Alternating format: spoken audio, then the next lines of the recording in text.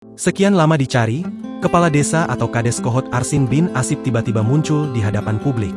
Kehadirannya sekaligus menjawab spekulasi yang menyebut dirinya kabur setelah kasus pagar laut Tangerang, Banten ditangani penegak hukum. Apalagi dia disebut-sebut aktor di belakang munculnya pagar laut sepanjang 30,6 km di perairan Tangerang. Arsin didampingi dua kuasa hukumnya Yunihar Arsyad dan Randy Kurniawan.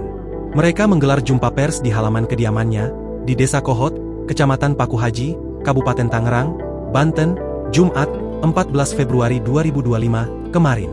Sempat mengaku membuat surat izin palsu terkait penerbitan sertifikat hak guna bangunan dan sertifikat hak milik di area pagar laut. Dalam kesempatan itu, Arsin justru mengklaim dirinya juga adalah korban. Arsin mengungkapkan dirinya menjadi korban kasus penerbitan sertifikat pagar laut karena terlalu percaya pada pihak lain.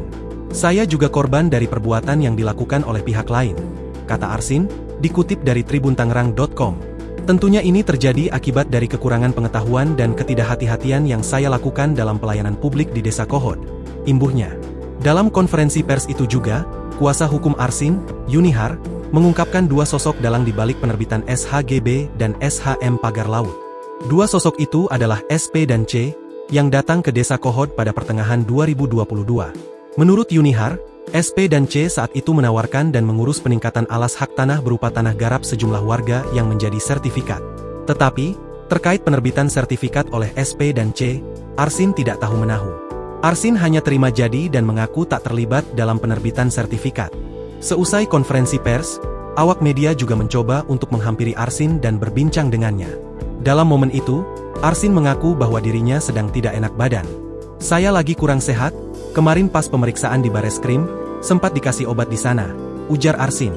Tak hanya itu, Arsin mengaku berat badannya turun hingga 10 kg. Akan tetapi turunnya berat badan itu bukan karena kasus pagar laut yang saat ini menyandungnya, melainkan karena kelelahan. Kendati begitu, Arsin mengaku tidak ada riwayat penyakit yang dialaminya. Hanya sakit demam dan batuk yang biasa dialami. Download Tribun X sekarang, menghadirkan lokal menjadi Indonesia.